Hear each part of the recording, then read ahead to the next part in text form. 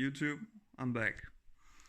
So as you can see, my project looks finished, and it also almost is. But I got a lot of question on some parts that I used and how I did some stuff. And you're also welcome if you have other questions about this video, just to write them to me, and I will probably go through them. I'm sorry I didn't make any post on like driving this motorcycle, but I've just been so busy on my education as an airplane mechanic. So I have a lot of exams all the time, and the motorcycle is not the same place as I'm going to school, so it's only at my parents' place I can work on it. But the motorcycle is, as you can see, close to finished, and I'm quite happy with it. The paint I did on the last video is really great. So you can see here and around the headers and everything, no what it's called, delamination or anything. The paint just sticks and it can hold up to the heat. So I would really recommend using 2-component paint for painting your motor. It holds up really great on this boxer engine that is numerous to run on quite high temperatures. So yeah, but let's start with the exhaust system. As you can see, this exhaust system is one of a kind, and I got a lot of questions where I have bought this exhaust system, and the answer is I have made it myself from 3 different systems. So we have the front system, the middle part, and the back part. So if we start in the front, this part is an BMW r1100 head, and what I did was I cut it off the heads, and then I welded on the stock heads from my old exhaust, so I can adapt this one, and it turned out really great, and it did take some time to get it fitted to so it looked nice.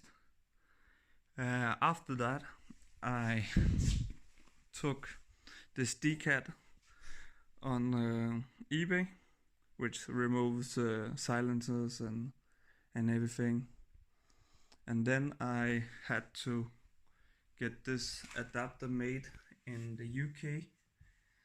So you can see here it goes from a small diameter to a bigger diameter, and what it does is it makes it possible to connect this exhaust pipe, which is an BMW R19 pipe. So that's how you make this exhaust system for your own BMW R1100. Then I got some question on the headlight mount, and what I've done here is I've removed the key, and when you do that you get 2 holes here, which enables you to screw up a holder, and this bracket is just made by myself, and it's okay to start with, but I'm thinking about changing that at some point, or something like that, and I would like to have a front fender down here in front of the headlight. The brake master is from a newer BMW, and it's an F800 ST brake master, and I bought it just because I like the look of the reservoir and everything, but it's really great, nice pressure and everything, and it's just a straight fit from the stock system. What I did with the controls is that I took this, I think the light is bad, but you see there, took the stock control and filled it out the holes. Here was some buttons from BMW, and I filled out the holes with some plastic filler. You can get this filler where you have like a powder and then you apply glue and it turns into plastic. And then I fitted the push buttons. So we have 3 buttons. We have for the speedo, for the lights, and for the indicator. So it looks almost stuck. On the other side, I didn't have any room for that, and I didn't want the stock master. So this is M buttons. You can see it turns on, and I can shut it down again. And the mirrors I just got. This is high side of mirrors and really nice quality for the price. Yeah. Then I got some question on the bracket. The bracket is not finished yet, but it's a bracket from China. This part here is from China, and it's meant to go the other way. But what I did is turn it around, and then I could use it as a number plate holder. And then I made a bracket here, which is not painted yet, and I think it looks quite great on the motorcycle, because there wasn't room to have it up here. And as you can see, the frame here goes really well, and I still have the seat. This thing is just a comfort thing, because I didn't make the seat soft enough, so I have to redo that seat. And I also have another seat I have to get covered. Yeah. Yeah, and then I have the last little thing, which is the oil cooler. And as you can see, this is the setup. To start with, I used these, it's called AN fittings, and it actually worked quite well.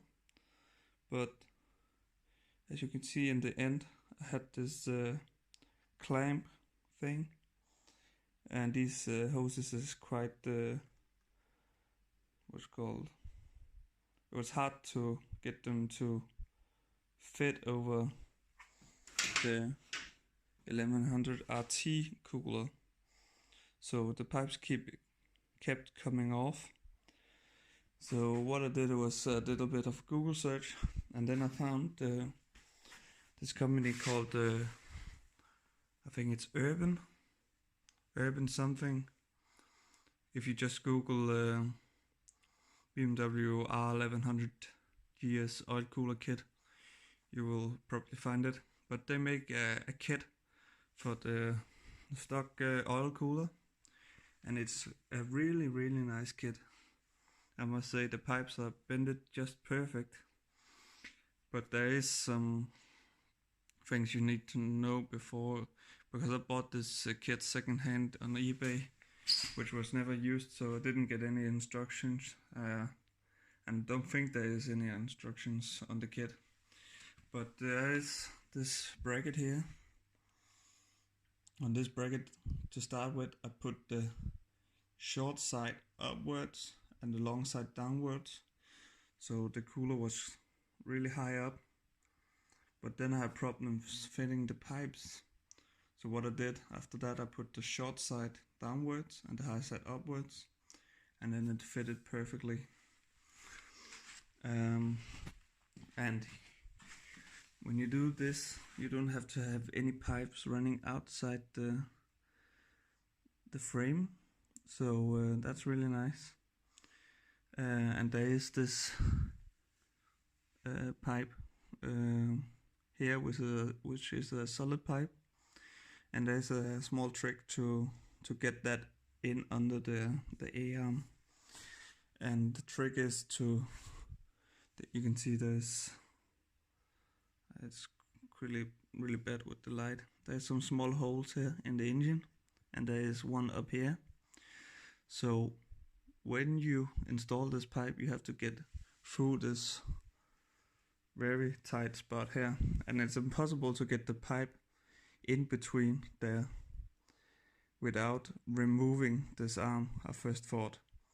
But if you take off the tank when you install it, of course, you can compress the shock and get the arm to move up, so the arm is in level with this hole, and then you can get the pipe through. As you can see, I got a lot of rust on the tank here, and I also need a new shock. But the rust is simply because when I painted this tank 2 years ago, I did it in the winter, so there was a lot of condensed water on it without me knowing, so it turned to rust. So I had to redo this tank at some point. But I'm also gonna do this plastic tank in another color, which I have modified. So there was some big holes here in both sides, so I filled them out with some glass fiber, and it's also gonna be a bit nicer than these. You have this big hole here, so it's gonna be filled out here, so hopefully that will change up the look a bit. So yeah, if you have any question, just text me and I will try to answer them. And I'll probably make a video on how it's riding and how it's sounding at some point.